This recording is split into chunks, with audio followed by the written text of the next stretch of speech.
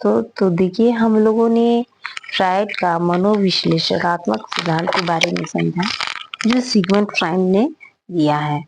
तो इस सिद्धांत में उन्होंने व्यक्तित्व संबंधित बहुत से मनोविश्लेषणात्मक सिद्धांत दिए और उन्होंने अपनी बुक भी स्टडी इन हिस्टीरिया में भी अपने इस मनोविश्लेषणात्मक सिद्धांतों के बारे में बताया है। तो देखिए अब हम लोग देखते हैं स्टडी इन हिस्टीरिया। इन्होंने क्या किया है, इन्होंने लिबिडो क्या है, सिगमंड फ्रायड ने लिबिडो के बारे में बताया। लिबिडो क्या है, लिबिडो समझ लीजिए कि काम इच्छा जन्म से, मतलब जन्म से जो हमारे अंदर की काम इच्छाएं जागृत होती है उनके बारे में समझाया है। तो अब हम लोग देख लेते हैं कि व्यक्तित्व संरचना किस प्रकार से होती है। तो जो व्यक्तित्व संरचना होती है हमारे, वो 3 चीजों से मिलकर बनी होती है। पहला है ईड, दूसरा है ईगो और तीसरा है सुपर ईगो। तो ये तीनों के बारे में हम लोग इस वीडियो में समझेंगे कि ईड क्या है, ईगो क्या है और सुपर ईगो क्या है। ये है क्या, जिसके बारे में सिगमंड फ्रायड ने अपने मनोविश्लेषणात्मक सिद्धांत के बारे में समझाया है। तो चलिए देखते हैं हम लोग ईद के बारे में पहले समझते हैं कि ईद है क्या, ईगो है क्या। तो जो ईद होती है वो इसकी उत्पत्ति जन्म से होती है। ईद की उत्पत्ति कहाँ से होती है, तो जन्म से होती है। ठीक है, जन्म से। यह कैसा है, यह अचेतन मन इसको कहते हैं। क्या कहते हैं, अचेतन मन इसको कहते हैं ईद को। यह प्रतिनिधित्व करता है, चेतन मन का क्या करता है, प्रतिनिधित्व। यह व्यक्तित्व के निर्माण की पहला भाग है। जब व्यक्ति का निर्माण होता है तो ये कौन सा स्टेप माना जाता है, पहला भाग माना जाता है। ये सुखकारी सिद्धांत है। कौन सा सिद्धांत है, तो सुखकारी, क्योंकि बालक इसमें अचेतन मन रहता है, पहला कदम रहता है। उसको सही गला झूठ सच किसी की भी जानकारी नहीं रहती है। वो अपने आप में जो करता है उसी को सही मानता है। इसके अंदर क्या सी राक्षसी प्रवृत्ति की संज्ञा पाई जाती है।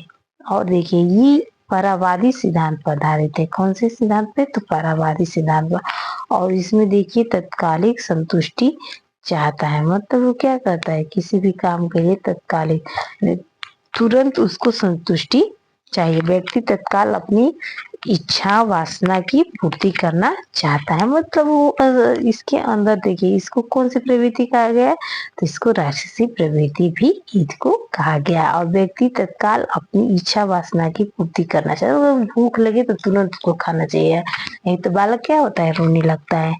उसको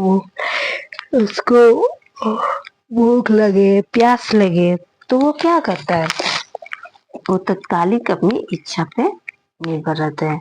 अब देखिए दूसरी हम लोग जो अवस्थाएं देते हैं वो है ईगो। ईगो के बारे में हम लोग समझ लेते हैं। तो ईगो है क्या, तो ईड का विकसित रूप है। ईड के बाद हमारा क्या आता है, ईगो आता है।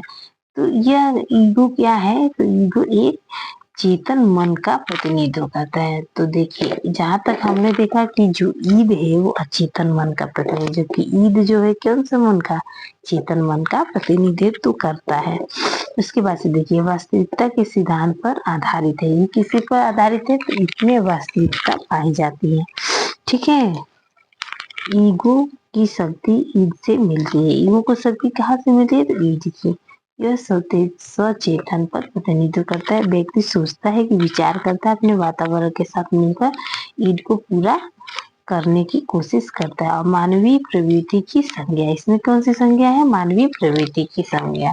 उसके बाद से ये क्या है, ये हमारा मानवीय है। इसको हम देखिए जो हमारा ईड है ये राष्ट्रीय प्रवृत्ति है, जबकि हमारा जो ईगो है वो मानवीय है।